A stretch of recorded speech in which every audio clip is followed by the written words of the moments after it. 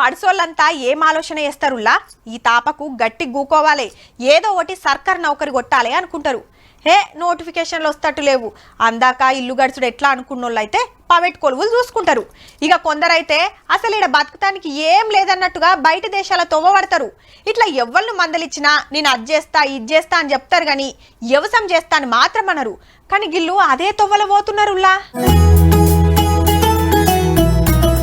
ఈ అన్నలిద్దరూ ఇంటికాడ పొద్దుపోకనో ఇంటోళ్ళ కాసరైతానుకో పొలం బాట పట్టలేదు. వ్యవసాయాన్ని రాకెట్ స్పీడ్ తో నురికిస్తున్నారు వీళ్ళే. ఇద్దరు సుత పెద్ద చదువులు చదివినోళ్లే.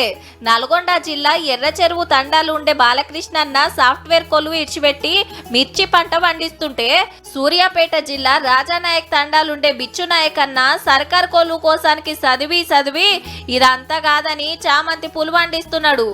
అట్లాని అందరి లెక్క కాదు. ఈ అన్న వ్యవసాయం అంతా వెనకటి సేంద్రియ పద్ధతిలో నడిపిస్తుంటే, ఈ అన్నేమో పాలీ హౌస్ లో పూలు పండిస్తున్నాడు.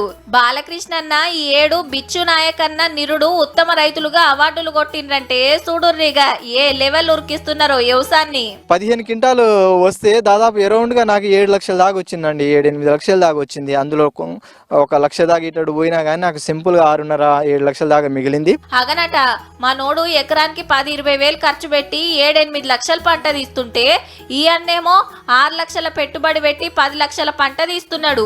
బాలకృష్ణ అన్ననే సొంతంగా ఎరువు తయారు చేస్తున్నాడు. ఇక చెట్టుకు ఇట్లా లోటతోని పోస్తుంటే మంచిగా పెరిగి కాత బగ్గొస్తుందట.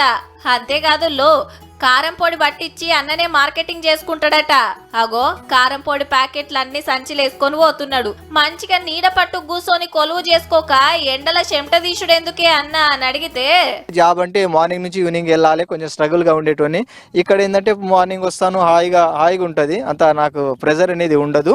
అగనట ఆఫీస్ లో కొలువు చేస్తే దినాం టెన్షనే, పొలంలోనైతే ఆడుకుంటా పాడుకుంటా పని చేసుకోవచ్చు అంటున్నాడు అన్న. పద్ధతి ప్రకారం వ్యవసాయం చేస్తే ఎంత ఫాయిదా అవుతుందో ఎరక చెప్పినాం.